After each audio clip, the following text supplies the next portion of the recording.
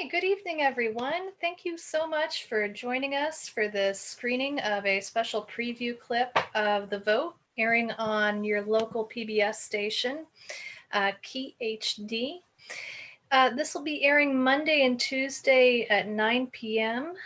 And part 1 airs Friday the 10th at 5 p.m. Part 2 at 9 p.m. on KEET World. So I'm Linda Stansberry. I'm a local reporter and writer here in Eureka, California. And I'm joined by an excellent panel. We'll be having discussion just after the clip, which is about 20 minutes long. I'd like to introduce my panel, starting with Dr. Alex Service, a local historian and also curator at the Fortuna Depot Museum. Hi, Alex.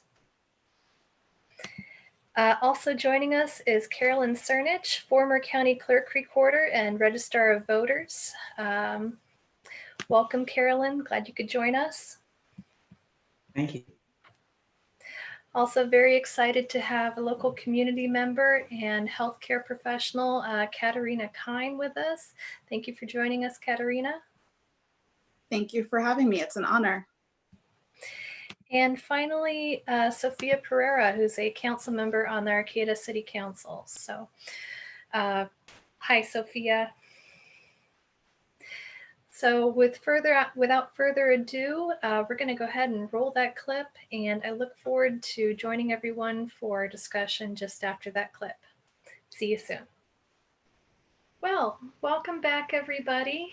I hope that our audience enjoyed that clip. I thought it was really stirring when I watched it. And just to kind of start off, I want to mention that this part of history, the 19th Amendment and the women's suffrage movement are actually, I feel like they're understudied in school, especially primary education. So I'd like to start just by asking our panel, do you remember being taught about the history of voting rights and suffrage in the United States? And if so, what do you remember about it from your early education? Who wants to jump in first? I guess I do because I spoke. I don't really remember learning much about it in school. Of course, I was in elementary school 40 years ago or so I don't know what is the standard being taught now. But I just remember a little bit of information. It was pretty much just in 1920, women were given the right to vote, and no major detail that it was gone into. And of course, certainly the picture that was presented was all white women, just wealthy white club women type individuals, rather than showing the much broader, wider, and more conflicted story that really was going on.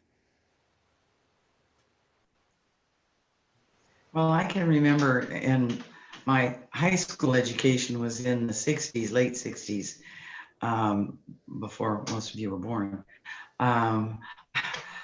And our senior year included 2 courses, a semester of each, civics, and a second, problems in American democracy. And bearing in mind that this was the time approximately of the Vietnam War, those conflicts, that was, the lion's share of the problems in American democracy. But in the civics class, there was about what you said, Alex, that, a wee bit about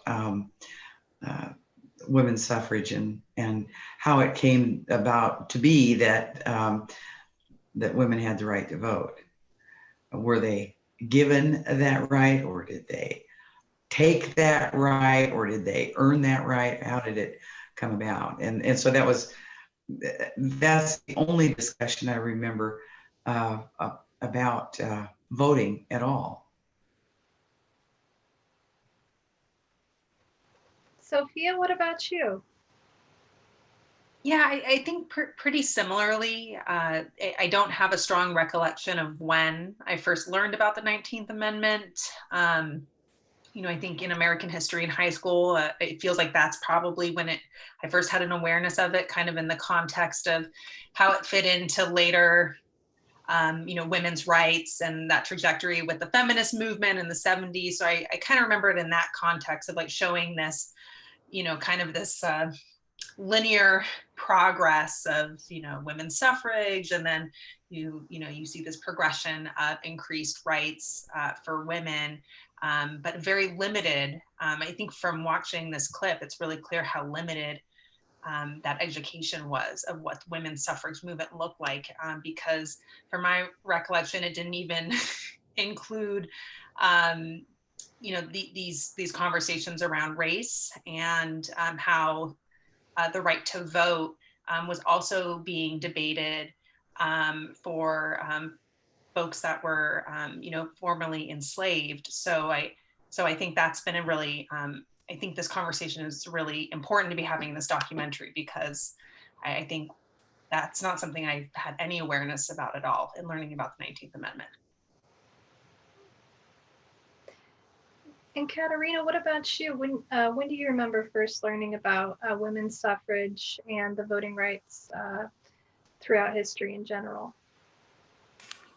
Well, from the context of California, I grew up in New England, so we have a very different American history narrative and portrait than I think California does. Because New York is so much closer to New England, studying about Elizabeth Cady Stanton and Lucretia Mott, as well as Susan B. Anthony, were part of the things that shaped America. That said, I think it's important to recognize that the education that Carolyn was describing really hasn't changed much over the years, really over the half of a century. And when I think about the Black Lives Matter movement right now, and often how people struggle with that, circling back to the 1920s, when that vote mattered and whose vote mattered was an incredibly important aspect. And I think as we're looking now, we can really be aware of not repeating some of the horrific bigotry of the past, when we really wonder about whose lives really do matter and whose votes are considered equal and allowed within our national discussion.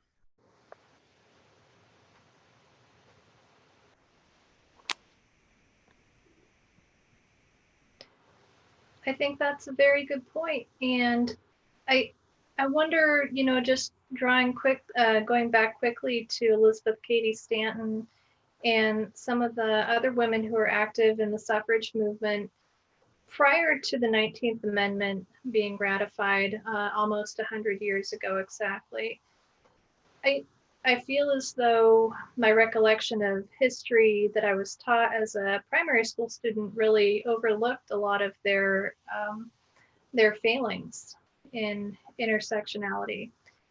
And as we talk about intersectionality and bringing together people's different experiences and everyone moving forward together, it's interesting that this came up over 100 years ago. It's not a new concept, not a new term.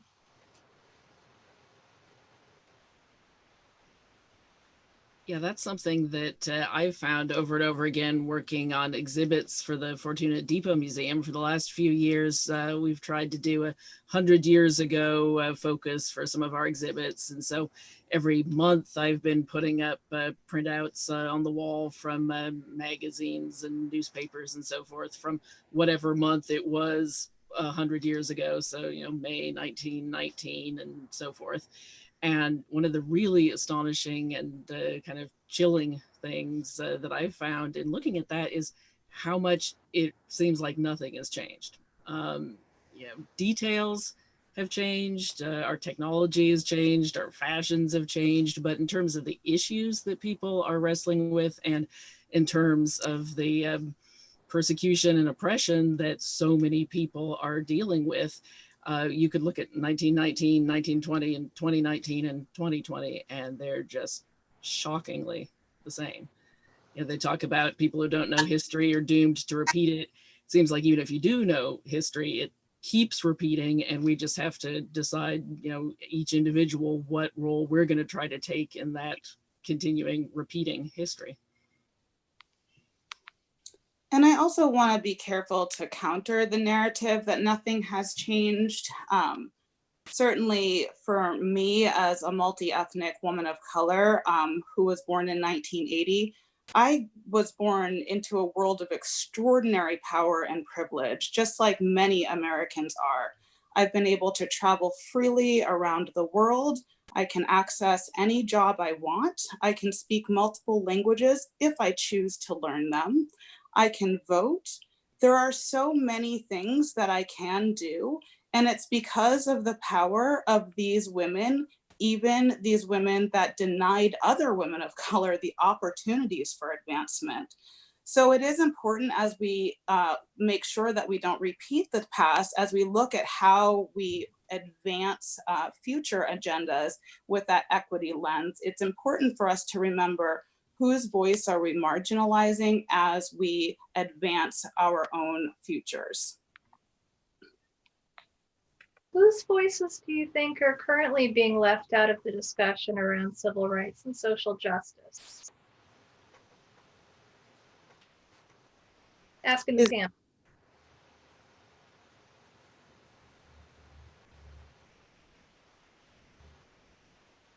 Well, one discrepancy, I suppose, between states now is whether or not convicted felons should be allowed to vote. In some states, such as California, once a convicted felon has served their time, they're no longer on parole or in the system, their right to vote is reestablished by re-registering. In other states, once you're convicted of a felony, you have lost for life your right to vote. It's differences like that between states, and I'm sure there are more examples, but that make me wonder why the founding fathers didn't, well, they probably didn't anticipate this, but it was they who decided that the states would be charged with, developing their voting practices, their election practices. And so while we're all electing the same federal officials, President of the United States, for example, we're from state to state, we're not following the same guidelines, the same rules.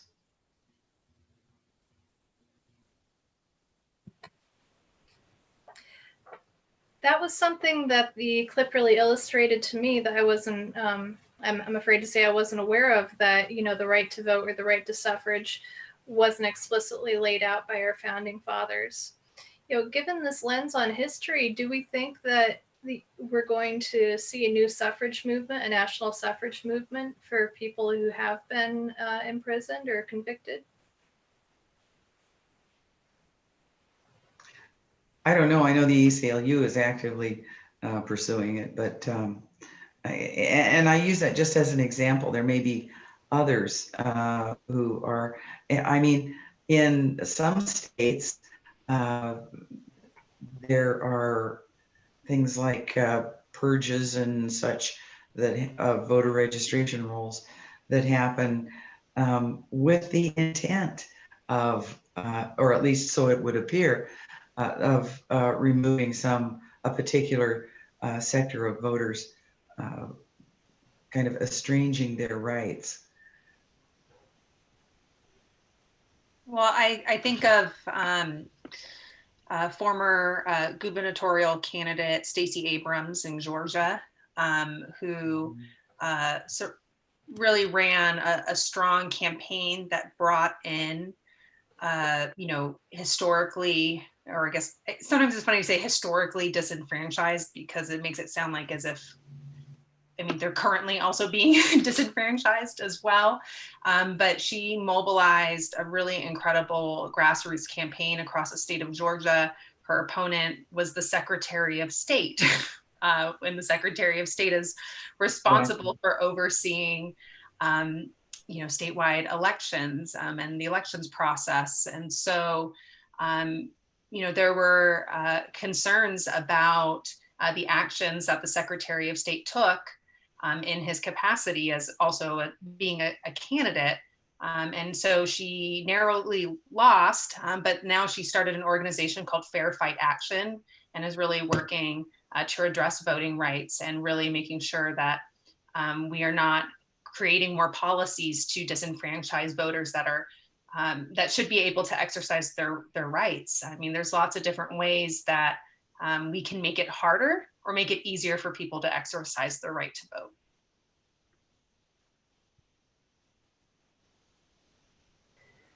True. And I want to follow up on that, but we do have a question from our audience. Nancy asked, what about women's history in general? Do we learn women's history in school? And do we teach about the changes of women's lives, even over our grandmother's lifespans? And I think about my grandmother. She was actually born before the turn of the century. She had my father when she was 49, if you can imagine that. So she was born before the 19th Amendment was even ratified. Yeah, I guess when I was in school, there wasn't any organized women's history type teaching. I mean, every now and then one would read a little bit about, some great figure, Harriet Tubman, or, people like that.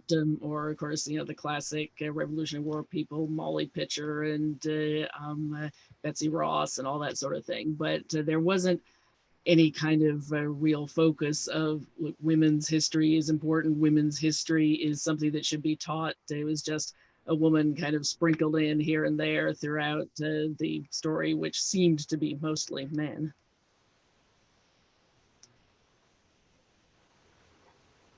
I don't recall anything specific on women's history when I was in school. I now know that now, college degrees are available in that sort of study, but not when I was in school. And thinking of how things have changed in our grandmother's lifespans or that sort of thing. My grandmother was born in 1911 and she died in 2010. So when she was 99 years old, and so she was born before women across the country had the right to vote. In fact, she was born in California in the same year that California women got the right to vote because California women had the right to vote from a special election held in November of 1911. So that same year, and then, before the end of her life, she voted for Hillary Clinton. So just seeing the kind of change that, people have seen in their lifespans is really pretty humbling and impressive.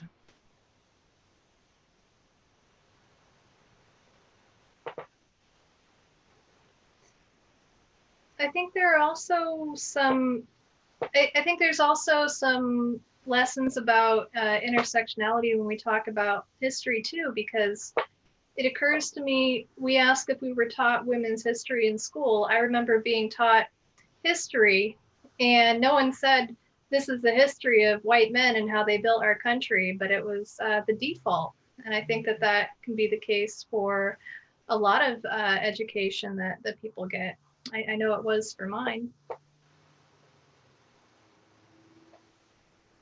And I think that lots of people of color across the United States and Canada have repeatedly challenged racist, sexist, and gendered curriculums. But it's been an uphill battle to fight a system and culture that was based on exclusion.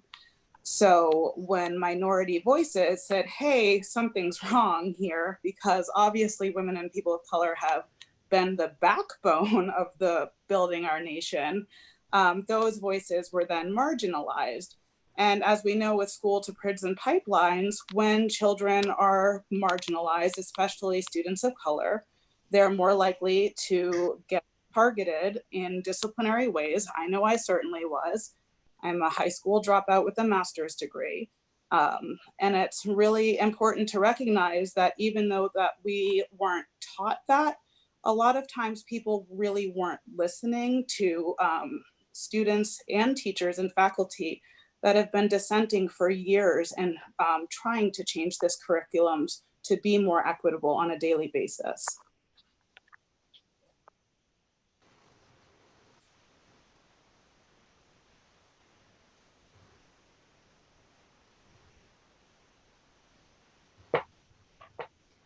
Sophia, as a current city council member and also as someone who's actively helped women run for office, do you see the educational inequities that we've been discussing as being a factor in women deciding or not deciding to run for office? That's a really interesting question. I think there is some school of thought that that in many cases you can't be what you can't see.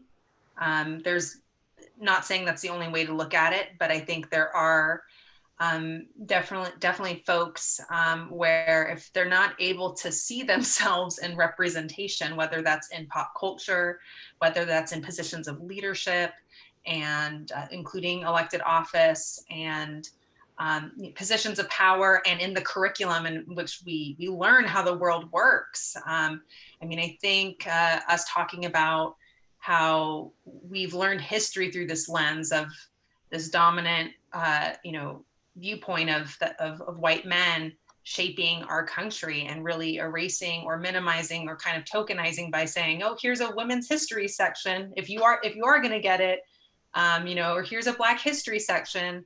I could see how that would really impact the opportunities people can visualize for themselves, and how they interact in our democracy, how they pursue power.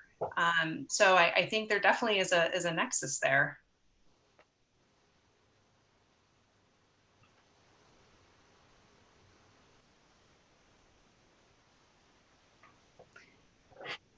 So referring back to our previous discussion, I'm wondering, do we see parallels between the early efforts to bring about universal suffrage and the kind of crux that we're at right now in terms of social justice in the United States? Well, one thing that certainly struck me in watching the clip of the film is, the question of supporting women's suffrage as versus focusing on African American suffrage, and the issues of the activists who had been working together and then sometimes parted ways as they felt that they had to focus on their particular cause instead of on the alliance between the causes. And that was something that I was actually kind of shocked by learning in watching that clip, and was something that definitely think I'm going to read up more on and educate myself more about. The whole question of, first we've got these suffrage activists and Frederick Douglass working alongside and supporting each other. And then it turns into suffrage organizers asking him not to come speak at their conventions. This whole sort of issue, we're facing things like that today, and there's so many issues and causes that a lot of us feel are important now, and you get to the question of, what am I really going to put my energy into? What am I going to put my money into? If you're somebody who wants to donate to the various causes that you support, what's the most important? Can we be allies and support everything that we feel passionately about, or how do we divide our attentions and our energies?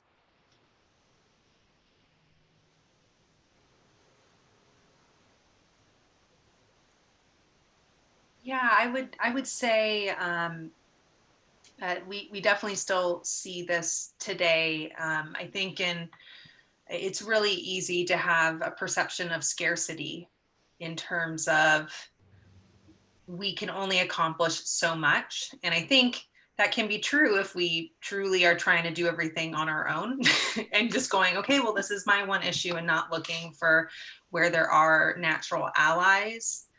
And I think but I also understand, I can understand the viewpoint of, if you've been working on something and you're so concerned about losing progress on it, that I think it can kind of give you tunnel vision and make it hard to see where your allies are to help move something forward, and that it doesn't have to necessarily be a competition for, I think we look at power in a very limiting way of, there's only this one type of power, there's only so much of it, it's concentrated in this one place. And so, you know, I just need to get my slice of the power. And then once I have my slice, then I'm going to turn back and I'm going to, like, you know, then I'm going to help share the pie. But I think realistically, that's not how power works. And I know we'll probably talk a bit more about like participating in democracy and what that looks like for us.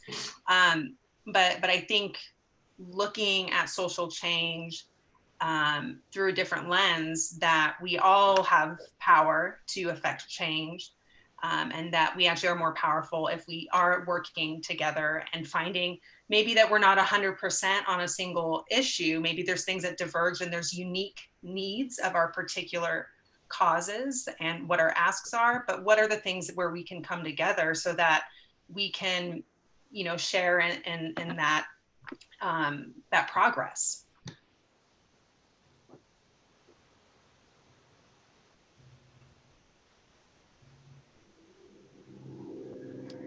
And Kay is chiming in from our audience saying that when she taught history in the 80s, she tried to supplement the textbook with women's inclusion. And she had students look up in the index and count how many mentions there were of women. Go Kay. I'm willing to bet there were not that many mentions. At least that would be my guess. Oh, I had a great history teacher who also supplemented our textbook with some outside influences. So thank you, Mrs. Doobie. I really appreciate it if you're watching.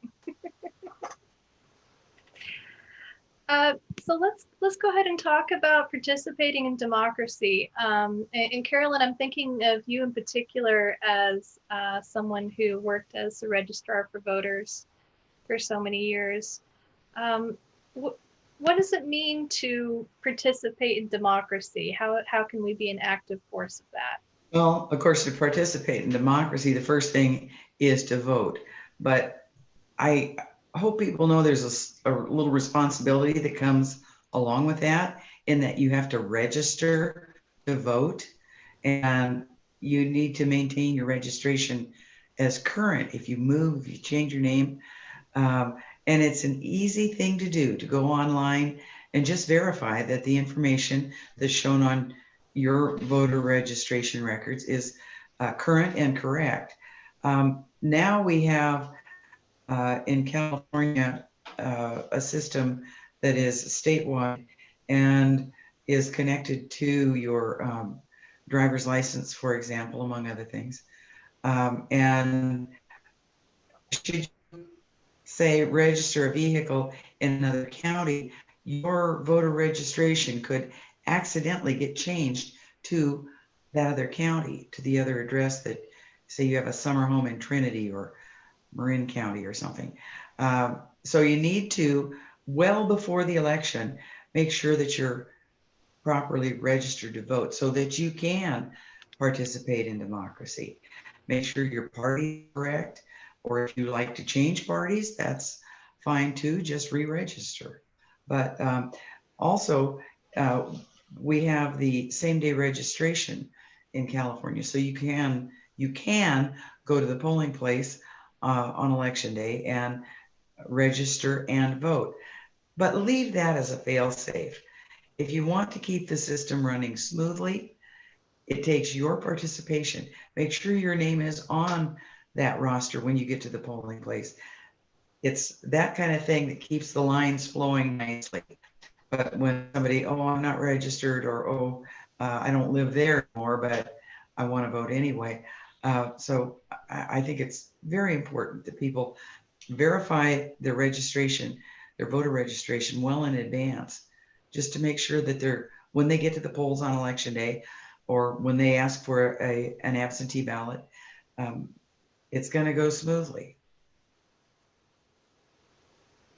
That's good advice. It must have been very rewarding helping people vote and keeping systems moving so smoothly.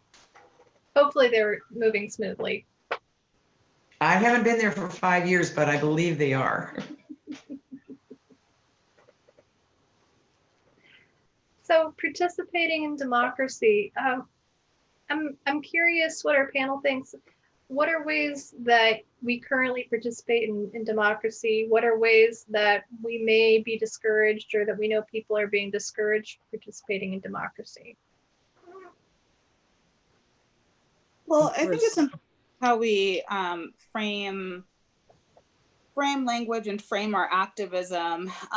You know, using the term racial equity, for example, instead of racialized inequities. Racial equity is really assuming that everyone has equal access and equal ability to vote. Racialized inequities are looking at the ways in which class, gender, access, transportation, housing, all of the things that happen when a body is racialized. And so, you know, participating in democracy looks very different for people when they have different types of access. So it's really important to make sure that beyond just registering to vote or actually voting, that people, I think, are able to be consistently engaged with the democratic process. One thing that's been very helpful to me is the social media aspect and being able to interact with politicians and my local representatives on different types of platforms where even if I know it's a field rep or an aide liking something, I know that I'm able to communicate an idea or a thought or respond to an initiative right away in a more collaborative process, and then able to sometimes gauge the response of other community members in a local or statewide or national context. So I think that definitely voting, registering 100% and maintaining that core framework, but also being engaged on multiple levels that really lets voices be heard and really helps people listen to voices that they may not have engaged with previously.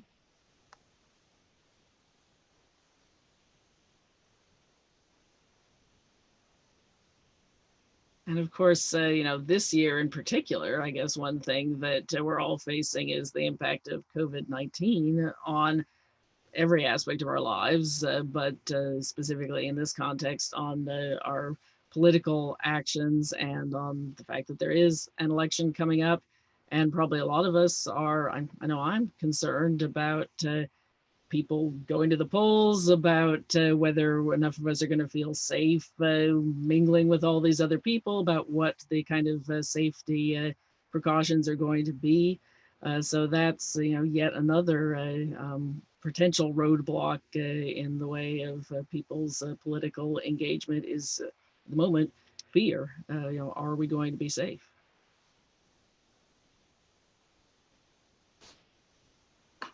Yeah, I think something that's helpful, I think that really bounces off what Caterina, you were talking about racialized inequities, and then Alex talking about even COVID-19.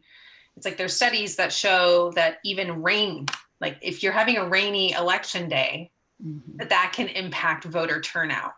So something that's completely out of our control can impact voter turnout and who goes out to the polls. So I think, yeah, we think about all the different barriers that can arise, absolutely impacts how people can vote.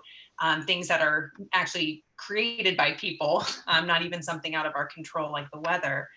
But I think to Caterina, your point about you know, advocacy and activism, you know, for me, it is beyond voting. I think it's a very basic step, and I think we also look at young people in this country who can't even vote yet, who have shown incredible advocacy and activism, really changing the debate on issues like gun rights or gun control in this country. And so I think we see lots of different examples of what participating in our democratic process can look like, and what voices can rise into leadership in terms of pushing those conversations. So I mean, I think it's voting, it's activism. I think the act of running for office is an important part of participating in democracy, even if you aren't successful in at the ballot box and winning. The issues that you're able to bring to the forefront of that conversation in a campaign also is an important part of moving the needle on a particular issue, raising up different voices. So running for office, I think, is really important. And I think even our education system is an important part of participating in democracy. My partner teaches political science and really takes that responsibility seriously of how do you educate folks to participate and really see their civic responsibility. So there's lots of different ways that we're shaping a democracy.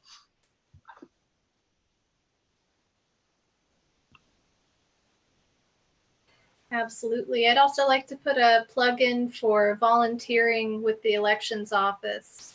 I did that during the midterm elections this year. It was so much fun and so interesting. So if you're able to consider volunteering and helping the process move forward.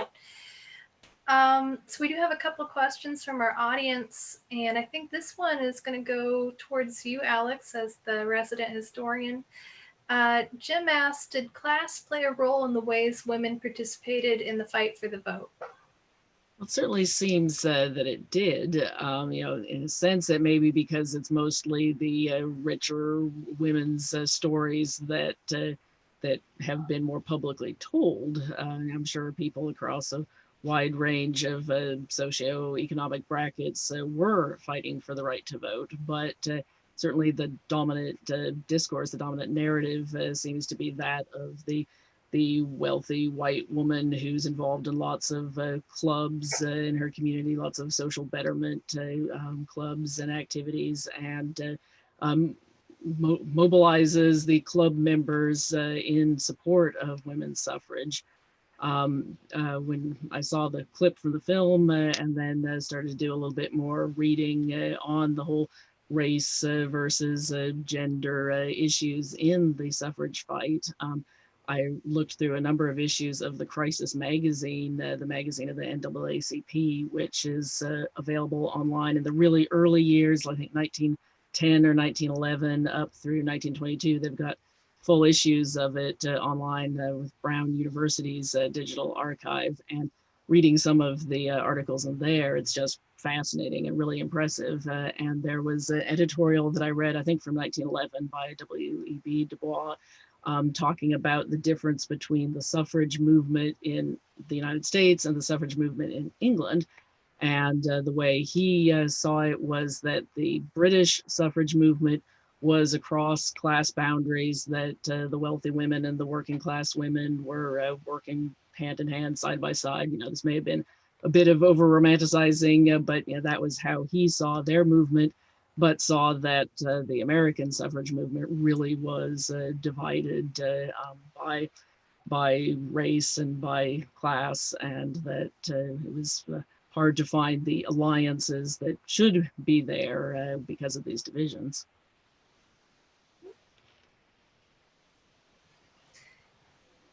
We do have another question. We have a lot of questions, so I apologize for speeding us along, but our audience is very engaged, which is cool. We have someone asking, regarding women's history, will there be another Equal Rights Amendment, or is that a dead matter, I think is the question. What do we think? Well, the same Equal Rights Amendment is still up for debate, discussion, and hopefully ratification. That was another impressive thing to me in seeing the clip and some of the other clips from the film, is the connection between the suffrage movement and the ERA, and that it was some of the leaders of that original, maybe not original, but that suffrage movement at the time that the amendment was ratified were then the ones who drafted the original ERA and spent decades working on that. And I guess the fight is still ongoing. That's correct. We are still waiting for the Equal Rights Amendment to be ratified, I think is the term. I did want to note that today is, let me make sure I'm saying this correctly. Pardon my dust over here.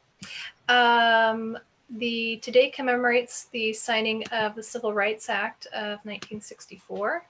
So today is also a historic date. And the 19th Amendment was ratified in August 1920. So we're coming up on the 100th anniversary of that. And the Equal Rights Amendment, we are still waiting. So Jennifer in our audience said Native people were barred from voting until 1947. People of Asian descent were barred until 1952, despite being eligible for the draft. And Jennifer's curious about how much allyship these groups had formed with Black and white civil rights activists. Does anyone have context on that? Well, we were talking a little bit before the actual program began about the Native American voting rights, that it was in, I believe, either 1882 or 1887, I think 1887, that Native people, Native Americans, or men, of course, at that point, were eligible to become citizens and thus eligible to vote, but only if they gave up their tribal membership. And then that changed in 1924, that now Native Americans could be U.S. citizens and thus theoretically could vote, even if they kept their tribal membership. But even though 1924 is the official date of that, apparently there were a number of states that continued to limit Native American voting rights up until, I believe, 1947 or 1948. And then I'm not quite sure about the exact date on the Asian American voting rights, but I know a lot of that lagged horribly far behind because from the Asian Exclusion Act of, or I guess they probably didn't even say Asian then, whatever they would have said, the Oriental Exclusion Act, whatever it would have been in 1882. At that point, immigrants coming over from Asia were not eligible to become naturalized U.S. citizens and thus were not eligible to have the right to vote. And that was fought over a lot in the wake of World War I because there were a large number of Asian immigrant men who fought in the U.S. Armed Forces during World War I and then believed that they should have the right to become naturalized U.S. citizens because of their military service. A lot of cases were even brought to the Supreme Court and they were all denied. So you had these people who had fought for this country, but they were told they did not have the right to become U.S. citizens.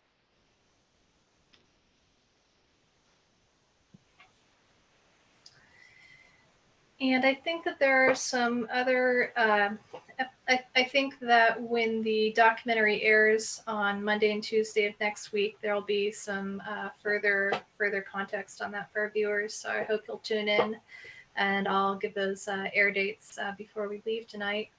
We do have another question from Deborah. She says, what classes are given in the schools to help students learn how to participate in democracy? Is it important to get teens thinking about it and how to do it? I'm not sure what classes are actually offered or if this is a section of some particular class, but there are some teachers in Humboldt County who have reached out to the elections office to have mock elections in their school, for example, or I believe 16-year-olds can pre-register to vote. They can't vote until they're 18, but they can pre-register now, and they can participate as poll workers. So I'll speak from the experience of as an elected official and being invited into a lot of classrooms, being invited to meet with young people who are interested in a particular issue. I've seen, sometimes it's speaking specifically to a government class, or it's talking to students that are interested in environmental issues or some other cause, and their teacher has really encouraged them to do something more community-based to get that experience. I know even for my own high school experience, I was in an English class, and my first experience with activism was in my English class in high school. I can't even remember why we were encouraged to do something around activism, but that was, one of our projects was to do some sort of community-based action. So I think when we're talking about how we're teaching young people to participate in democracy, I think it's really up to our entire education system to really find the opportunities, whether it's a science class or a history class, whatever it may be, find the opportunities for young people to make that connection between what they're learning in the classroom and how it relates to the community around them and the world around them, and how they can interact with it in a more tangible way. So I think we have a lot of really creative educators in this community that really promote that type of experiential learning.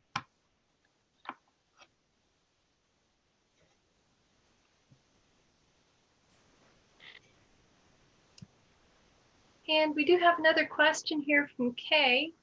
I'd like to hear your answers to this. What do you say to people who say they don't vote because it doesn't make a difference or it doesn't affect me? Oh, can I answer that? When you look at some of the elections that I've, of course, this is more than 5 years ago, and there might be even more examples now. But I've seen a number of elections in this county that were decided on 5 votes or 3 votes in a large community. I mean, in a voting base of maybe a few thousand people, and a winner was chosen by 5 votes. So now tell me your vote doesn't count. And I think it's critically important that people take part in elections. I will never buy the story that, oh, my vote doesn't count, or that I voted provisionally and they don't count those. That's absolutely not true. But, people have a perception of what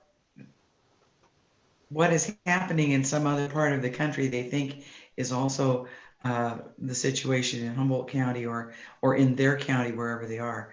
And we need to know more about what's happening on the ground in Humboldt County with our elections.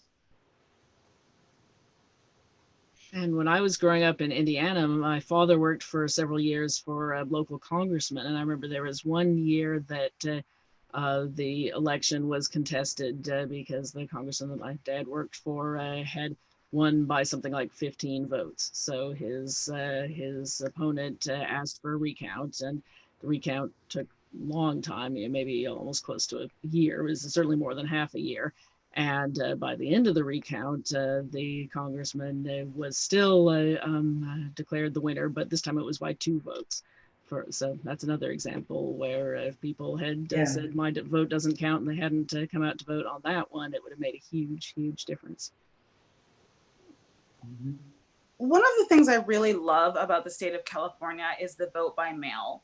And the reason why is it allows people to vote safely. And for some people who might not realize it, voting can be a traumatic experience. Where I grew up in New England, in Exeter, New Hampshire, we have almost every presidential candidate and every person who's running comes to our community. And the polls are, very representative of a lively American democracy. But at the same time, people can hold really vicious signs, especially when we're talking about voting people's rights in. I think if you remember specifically the voting on Proposition 8 in, I believe, 2008 in California, where people were voting about other people's rights to marry, LGBTQ rights to marry. Imagine going to that poll and seeing people hold signs, and we do honor democracy and we do honor that lively debate. But when we're talking about someone's legal right to exist and procreate, adopt, share property, and to let other people take that right away by a vote, it makes it a very scary process. So in a perfect world, just vote is a great thing to say, but going back to those inequities, those gendered inequities or racialized inequities, it's really important to make sure that it is safe for people to vote. And now more than ever in the COVID pandemic, that safety, I think, is really at the top of the list for making sure that this round of voting is not so traumatic that we have voter attrition in the future if COVID or other barriers remain this prolific.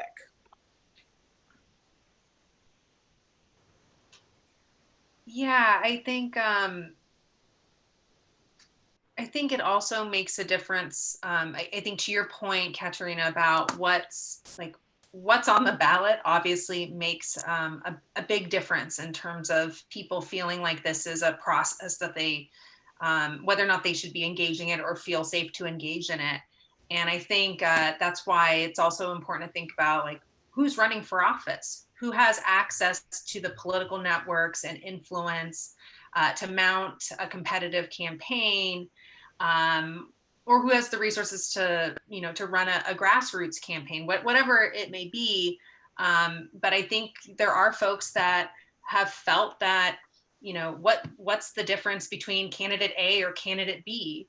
I feel like no matter what, I don't have a good option. And I think we can debate in more specific situations, the merits of that argument. But for many people, what's on the ballot makes a difference in terms of whether or not they feel their vote matters, in the respect that, is anything really going to change in my life? Is actually, by voting for candidate A versus candidate B, am I going to be better off? And I think there are a lot of people that feel incredibly frustrated.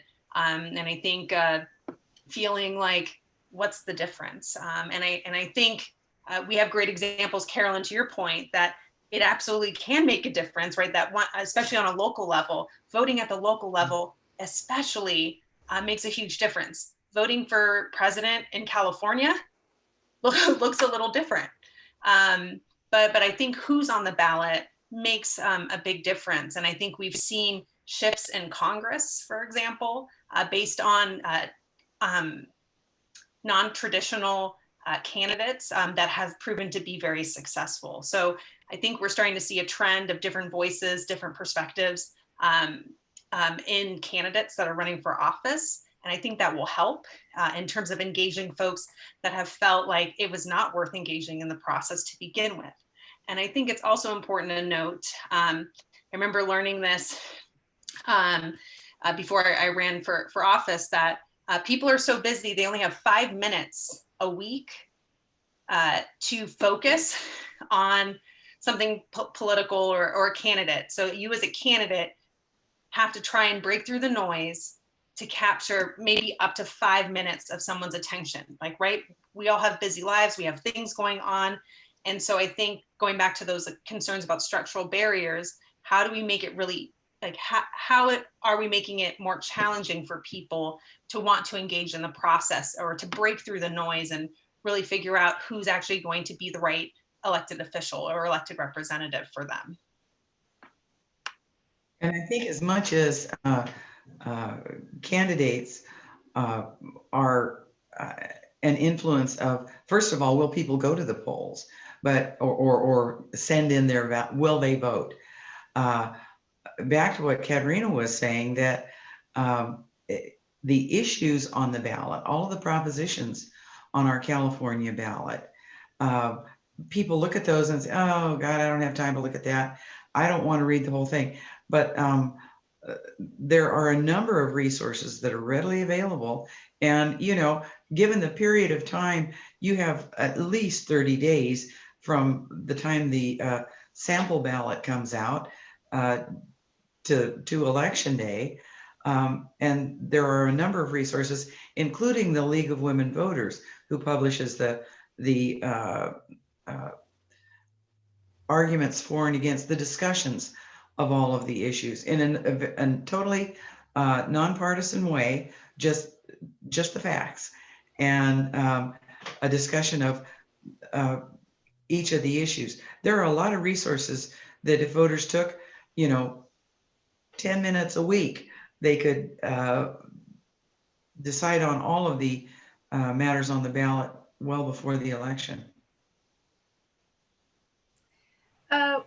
And on that note, I've seen some people do creative things to kind of hone in on their perspectives on different things, such as getting like-minded friends together and having a little social gathering where you go over the booklet. Or in this time when we can't really do social gatherings, I've also seen people collaborate on Google Docs where each person takes a different initiative and weighs in to help inform their friends. So those are some options. We are coming to the end of our time, and I'm sorry that we weren't able to dig in a little more. There's so much to talk about, and this documentary, The Vote, I'm really looking forward to watching it in its entirety. So if you're tuning in and you'd like to watch the entire series, it's going to be airing on KEET next Monday, July 6th, and also Tuesday, July 10th. Part 1 will air once again on Friday and 5 and again at 9. So check your local KEET station or your local PBS station for listings. So do my guests have any final thoughts as we get to close? Linda, I would just like to say thank you, and thank you to the panelists, thank you to the KEET viewers, and definitely the donors that make these types of rich conversations possible in our community. So thank you so much for really being the change and having these conversations.